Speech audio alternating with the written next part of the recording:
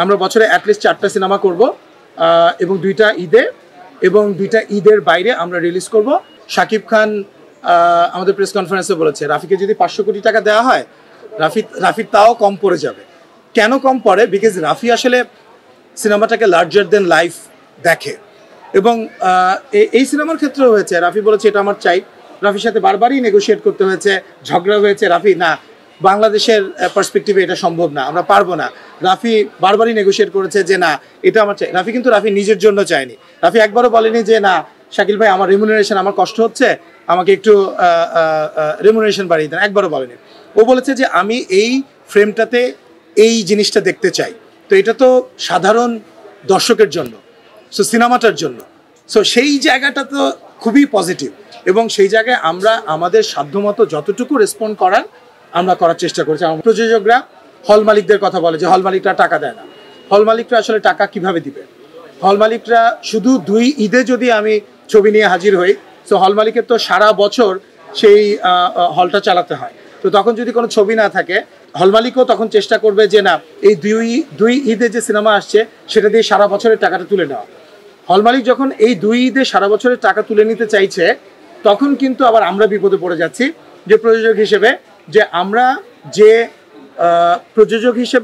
যে কাট, আমাদের প্রডিউসার্স কাট সেটা এতই কম, সেটা দিয়ে আসলে একটা ব্লকবাস্টার সিনেমায়ও যে টাকা তোলা সম্ভব, এটা খুবই দুঃখজনক আসলে।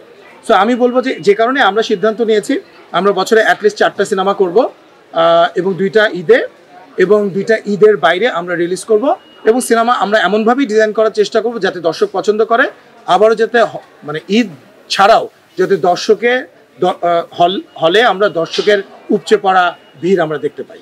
রাফি যে ছবিটা বানিয়েছে, এই ছবি সত্যিকার অর্থেই আপনারা যারা দেখবেন, দর্শকরা যারা দেখছে তাদের রিয়াকশন আপনারা পাচ্ছেন।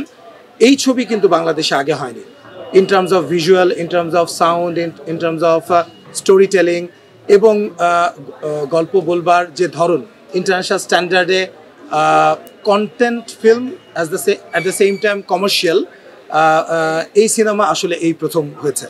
এটা রেকর্ড ভাঙার বিষয় না, বিষয়টা খুবই আনন্দের। আজকে যদি আমাদের সিনেমাটা ভালো যায়, তাহলে পরে যে সিনেমাটা আসছে সেটা যারই হোক না কেন, যে প্রযোজকেরই হোক না কেন, যে ডিরেক্টরেরই হোক না কেন, আমরা চাই সেটাও ভালো যাক। ইনফ্যাক্ট আজকে যে দর্শক হলমুখী হলো, এই কারণে কিন্তু পরের সিনেমাগুলোও ভালো যাবে এবং আমরাও অন্য সিনেমা বানানোর একটা উৎসাহ পাবো।